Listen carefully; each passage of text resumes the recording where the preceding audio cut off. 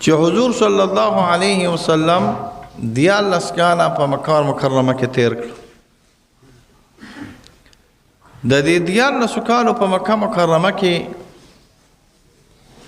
پیر صاحب تاسو څونه خیال دي چې څونه خلک به مسلمانان شوي؟ 14 کاله سره د تکلیف نه، سره د مصیبت نه، سره د ډیرو زیاتو امتحاناتو نه، سره د ډیر زیات صبر نه، سره د ډیر زیات دعاګانو نه. دا زه چې بد دعا کوم دا دړنه نه کوم ګوري، نو دا سره د ډیرو زیاتو دعاګانو نه او سره د ډیرو زیاتو تکالیفو نه په یو روایت کې راځي چې 100 کسانو تم تعداد نو رسېدلی. 100 کسان سي. یا بعضې روایات دا راځي چې نه 1.5 کسان یا 100 کسان په مکه مکرمه کې او په خوش علاقو کې دا پر رسول الله صلی الله علیه وسلم باندې ایمان راوړلی، یا 100 کسان یا 1.5 کسان په 14 کالو کې د الله په پیغمبر صلی الله علیه او سم سیزونه وکړه. د الله پیغمبر صلی الله علیه وسلم له یو ځل لاله په ځل ماما ده وی پتا باندې ایمان وروړو، خو دا مخامخ سپوږمۍ نه ده، دا که تا 2 ځایه کړه په مز باندې 2 ځایه شول بیا ایمان وروړو. دا ټول مخلوق ولاړو په کوه ابي قبیس باندې د الله پیغمبر صلی الله علیه وسلم داسې اوچت شو،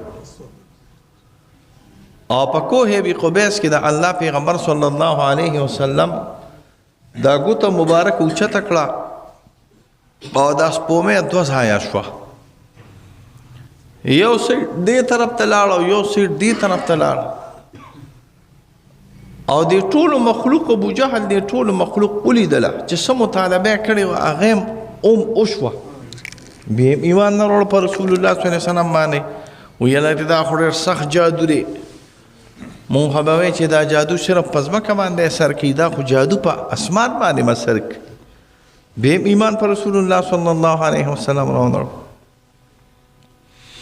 ابو جهل ډېر زیات رذیل سړی راغلی. یو ځل یې د الله پیغمبر صلی الله علیه وسلم له دعوت وکړو. دا به مې چېرته ویلي دي. دعوت یې د الله پیغمبر صلی الله علیه وسلم له وکړو، دعوت په قبله، خو چې خرچه دې پې نه راځي. که 1 روپۍ خرچه دې پې راځي نو ما د حضرت صاحب نه اورېدلي د مشر حضرت صاحب نه چې 1 روپۍ خرچه دې پې راځي. دعوت خاصه، دعوت تو 2 قسمه دي پیر صاحب، یو دعوت عامه دی، یو دعوت خاصه دی. دعوت عامه دی ته ویل کېږي چې که ته ورځې او که ته نه ورځې خو دوی یې کوي. لکه بالفرض د چا د زوی واده وي، د چا بالفرض د زوی د نوسي واده وي، کویدن وي یا نور څه شي وي، نو که ته ورځې د امید کوي او که ته نه ورځې نو بس مه ورځه، خو هغه خپل دعوت نه څاري ستا لپاره. دې ته دعوت عامه وایي. دې له ورتل څه واجب نه دي، خو دعوت خاصې له ورتل واجب دي. چې له څوک سړی راغی او ته وایي یاره صاحب ما راته دعوت کړی دی، نو د الله پیغمبر صلی الله علیه وسلم فرمایي وایي زه تحفه قبلوم. اگر که چېرته دا تحفه د چیلې دا کور ولینې، موږ ورته په پښتو کې ورته تاسو نه که نه دا پنجه د چیلې دا پنجه ولینې او زه دعوت قبلوم، اگر که چېرته ورکوټې غوندې شي ولې ماله پوخ نه شي. دا نه چې جوړ ګډانو له چیلو له زما خو چېرته مې لپاره څه داسې دعوت وشو نه ځم، نه هر څه له دعوت قبلېدل خیر، خو چې په خپو ځي. حضرت صاحب نه مې اورېدلي اگر چې هغې حواله ورکړې په عالمګیري باندې او ما د عالمګیري ټس په ټس په دې پسې وکتله، خو مسله ما په خپله عالمګیري کې نه ده لیستلې. اگر چې د حضرت صاحب نه مې د بخاري په حضرت صاحب چې کله مونږ وي نو مراد تېنه حضرت مفتي محمد فرید صاحب وي. د حضرت مفتي صاحب نه مې اورېدلي اگر چې مسله مې په خپله باندې نه ده لیستلې، خو د مفتي محمد فرید صاحب نه مې اورېدلي چې هغې فرمایلي چې 1 روپۍ دې لګي نو ګورې بیا دعوت له تلل نشته. دغه سړي ته مې وکتل، ستاسو دې ګاونډ کې زه یو ځل یو سړي دعوت له بوتلم، د ماسټر صاحب ته مخامخ کور دی، نو چې دعوت له بوتلم لا ما تاسو ته ویلم دي تا ته مې ویل دعوت ته چې لاړم نو بس یو مې پتون خوړ او چې را روانېدم وي قدمونه د الله د نیکۍ تله کې واچوه او په هغه زمانه کې موږ سره 37 ګاډي نو د 600 روپو مې سینجي خوړلې وه خو په 250 روپۍ چرګه وه نو چې را روانېدم نو دا وینا کنځل مې کول هسې ویمه کول مې نه خو هسې ویمه چې یا خدای دې غرق پرک نه کنو کو په دې 500 روپۍ باندې ما 2 چرګې ځان له راوړې وې نو 3 ورځې مې کور کې کېدې نو یو مې پتونګي وخوړو 600 روپۍ تاوان مې وکړ نو زه ته اوس ووایم فضل ماما نه چې ته یو پتونګي خورو 600 روپۍ تاوان کوې نو زه وایه که نه نو حضرت صاحب فرمایل مفتی صاحب فرمایل چې 1 روپۍ دې ملکي جلیبي به نو بیا دعوت سره تلله خو دا به سړي سړي ته ګوري دا به چا ته ګوري سړي ته زما دې نقطې ته سوچ کوه اوس که ما ته اسلم خان دعوت وکړي نو که زما 2 روپۍ مې لګي نو زه به د اسلم خان دعوت له ځم د شاد محمد دعوت له به ځم ځکه ټول عمر یې په خدمتونو کې په لنګرونو کې تېر شو کړه نو دا به چا ته ګوري سړي سړي ته چې سړی مخلص وي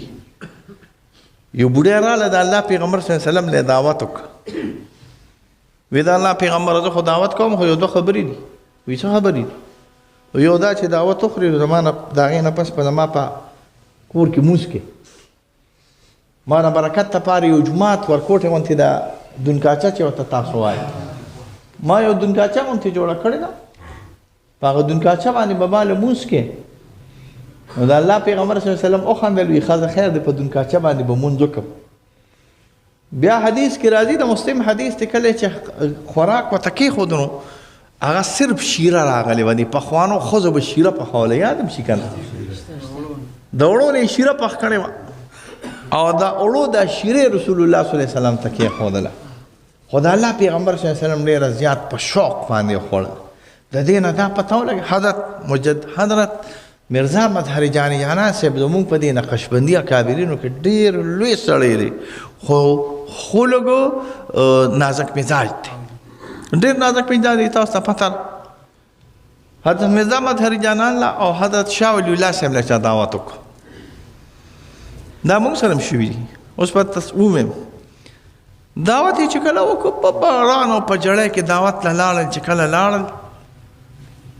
نو چې ورسېدل نه هغه کور والا نه هغه دعوت تېر شوی و داسې موږ سره هم شوي موږ ته یو جورې کې یو مولي صاحب دی هغه راته دعوت وکړو او بس تاسو وپېژنئ چې څوک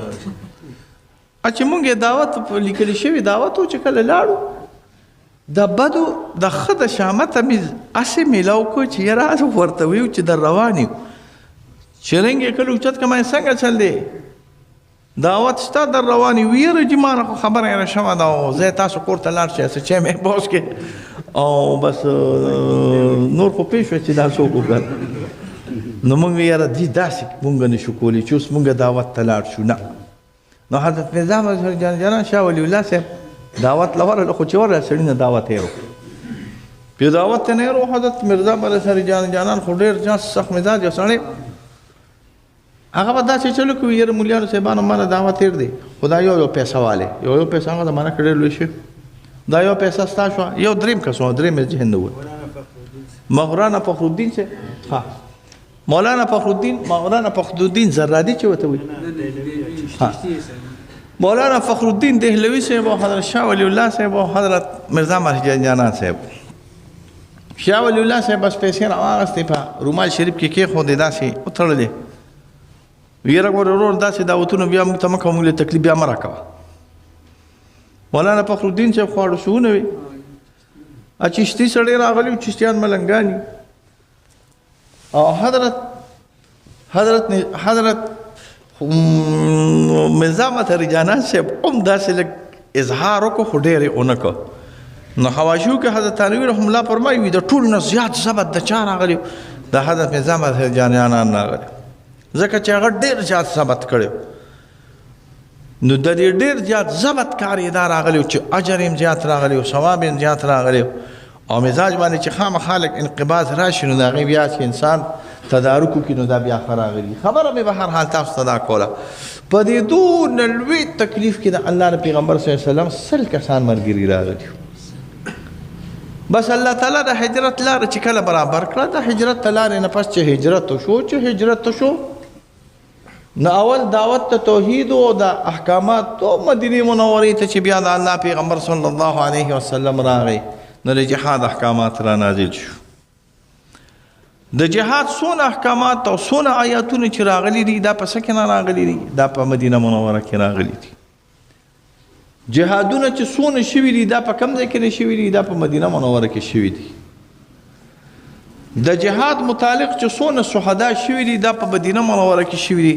او اولنی جهاد چې الله پیغمبر صلی الله علیه وسلم کړی دی دا د بدر جنگ راغلی دی او دا د اسلام اولنی جنگ دی او په دې کې الله تعالی فتح رسول الله صلی الله علیه وسلم لور کړی دا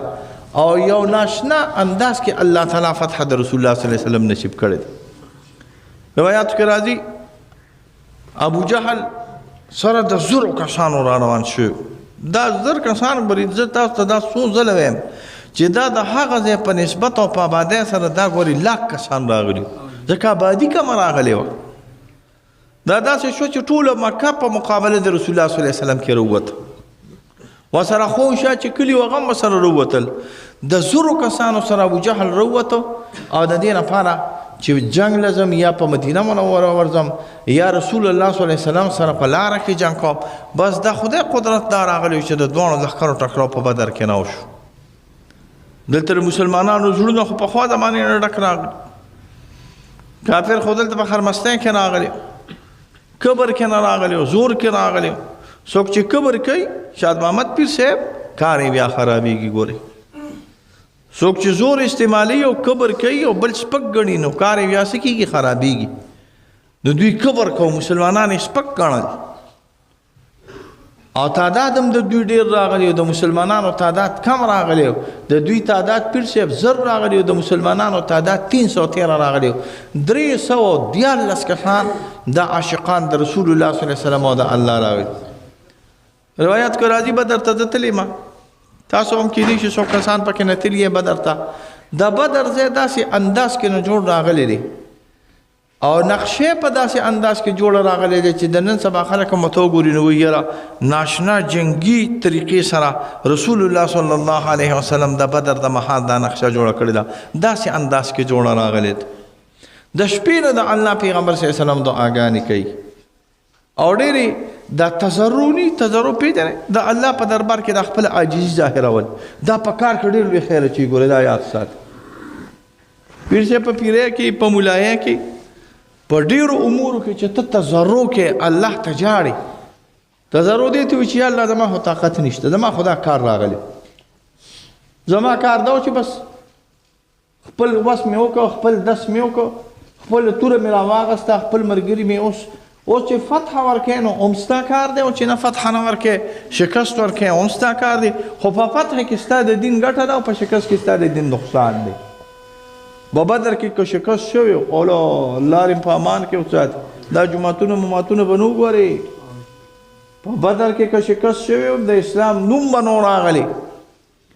په بدر کې که شکست شوی د مدینې منورې نه به دا مسلمانان داسې ختم شوي چې تر اوسه پورې به په هغه وخت کې د هغه چې اسلام ختم شوی الله دې موږ په امان کې وساتي اوسه پورې به د اسلام نوم نه راغلی همدغه وجه ده چې الله پیغمبر صلی الله علیه وسلم دعاګانې کوي نو ناشنا دعا کوي یو طرف ته شراب خواره دي او بل طرف ته عبادت گزار راغلي دي په دغه ورځ هم د بعضې کسانو په روژې راغلي حضور صلی الله علیه وسلم دعا کوي د دعا په وخت کې د الله پیغمبر صلی الله علیه وسلم فرمایي یا الله تعالی دا لږ غونتې خلک دي 314 پسې راغلي کافر له نورم کسان را روان دا 314 کسان دي یا الله تعالی د دوی امداد وکړي که د دوی امداد دی وکړو نو دین به باقي پاتې شو که د دوی امداد دی ونه کړو نو دین بیا باقي نه پاتې کېږي تر ابده پورې به ستا بیا نوم د ځمکې او د اسمان په حدودو کې وانغښتلی شي یا الله د دوی امداد وکړه نو دعا د محمد رسول الله صلی الله علیه وسلم جنګ ونښته دا بدر اولنی جنگ ونښت دلته مسلمانان لږ په غوسه کې مو او دا عجیبه کار دی چې څوک 2 کسان اونخلي که نه او چې دا کم په غوسه کې نو د ده دا تو ډېر زیات دی دا ګزار ډېر ښه کوي او چې دا کم په غوسه کې نه نو دی وایي نه سړی ونه لګي خپې ونه لګي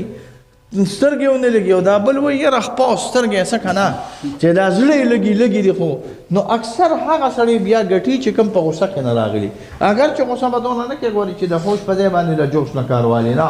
تدبر او سوچ ډېر زیات اعلی شي راغلی دی خو بیا مسلمانان په غوسه کې نه راغلي او داسې کافران یې مړه کړل که نه ابو جهل غوندې کافر چې د الله نه پیغمبر صلی الله علیه وسلم سخت دشمن او دو ماشومان هم مړه کړل اسلم خان استاد څو دو ماشومان معاذ او معوذ ورته ویل کېږي معاذ او معوذ راولګېد عبدالرحمن ابن عوف چې وایي ولاړو دې خوا مې کتل یو ماشوم دی دې خوا مې کتل یو ماشوم دی نو چې دې خوا دې ماشوم وي او دې خوا دې ماشوم وي ته به بیا څنګه جګړه وکړې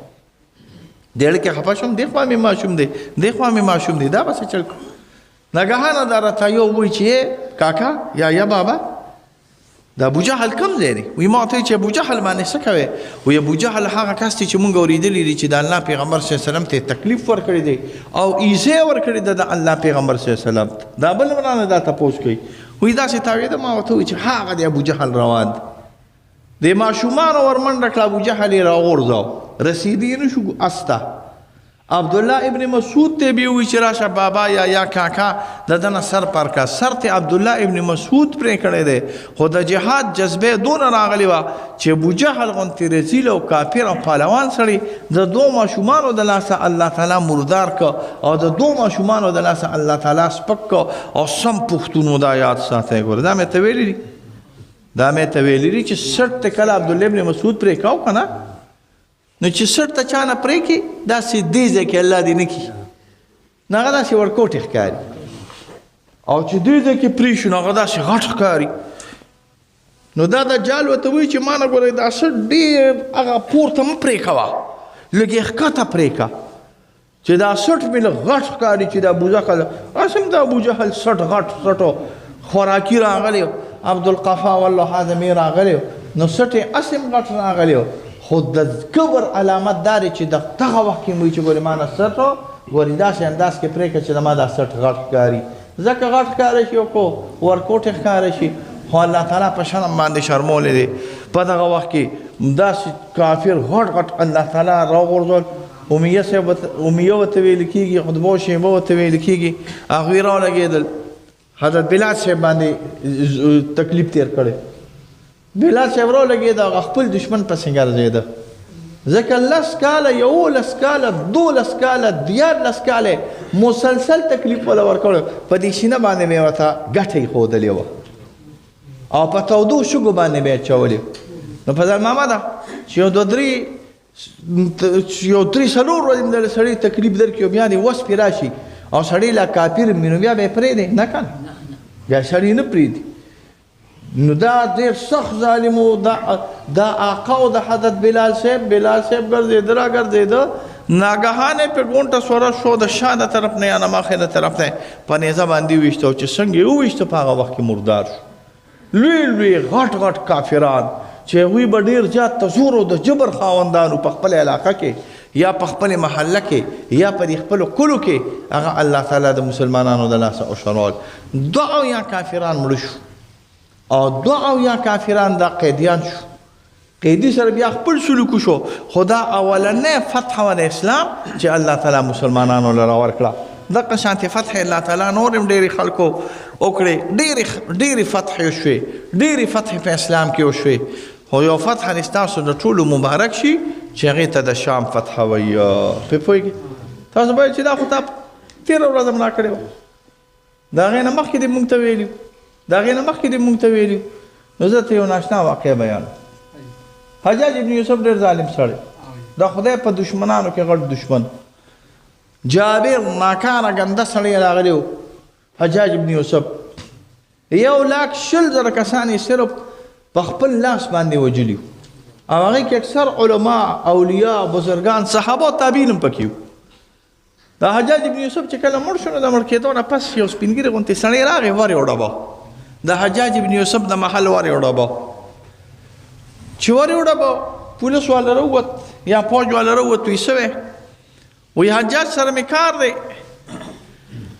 وایي حجاج نشته وایي څه شو وایي مړ شوی دی وایي ښه مړ شوی دی ما داسې په خندا شو ولاړ ووت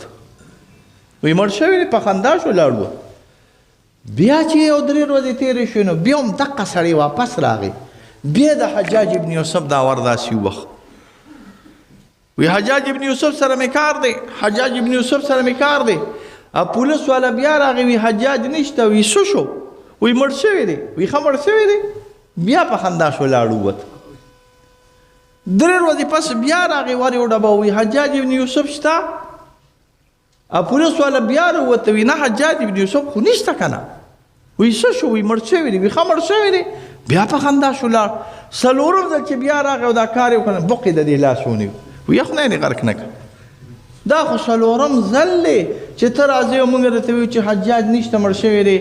دا ولې وایي چې هر ځل دا اورم چې حجاج مړ شوی دی نو دا خوشحالي مې زیاتېږي چې یو ځل ته ووایي چې مړ شو نو زه خوشحاله شوم چې بیا ته ووایي چې مړ شو نو زه خوشحاله وایي چې هر ځل اورم چې دا مردار مړ شوی دی نو دا خوشحالي مې زیاتېږي نو چې موږ هر ځل اورو چې شام کې مجاهدینو فتح کړې ده مسلمان او اسلام الحمدلله فتح کړې ده نجس ګنده او خراب ګنده ترین انسان بشر دا الله تعالی خوار کړی دی او سپک کړی دی نو په دې کې زموږ خوشحالي کېږي نو ستاسو د ټولو مسلمانانو دا فتح مبارکه چې خدا فتح دی الله تعالی ستاسو د وطنونو ته هم راوړي دا د اسلام او دا د دین جنډه د الله تعالی په ټول عالم اسلام کې اوچته کړي دا د اسلامي خلافت جنډه دا د کلمې جنډه د لا اله الا الله محمد رسول الله دا د الله تعالی په ټولو دنیا کې خصوصا په عالم اسلام کې اوچته کړي او دا د الله تعالی په بیت المقدس باندې مزیدار ښایسته ودرېږي دا به زموږ ارمان انشاء الله محمده چې ناست یو او چېرته جمدي یو او ښه روغ یو او وورو چې الله تعالی بیت المقدس د مسلمانانو لاس ته بیا راوسته دغه ورځ به ډېره زیاته پیر صاحب او شبیر بابا د خیر او د برکت ورځي د الله نه به دا دعاګانې کوو د الله نه به دا امید ساتو او دعا به کوو د الله نه چې دغه ورځ الله تعالی راولي چې کومه ورځ باندې الله تعالی د مسلمانانو فتحه په بیت المقدس باندې او په ټول اهل کفر او کافرانو باندې وکړي الله تعالی دې دا فتح زر راولي د مهدي علیه السلام ورځې قریبې شوي دي انشاءالله خپلې یا د مونږ یو ځای کې ناستو وی لکه د مشینونو نه دا رنجړمي وباسې راوباسې رنجړمي پېژنئ که نه پتروګان په مشینونو کې ووښئ انشاءالله ها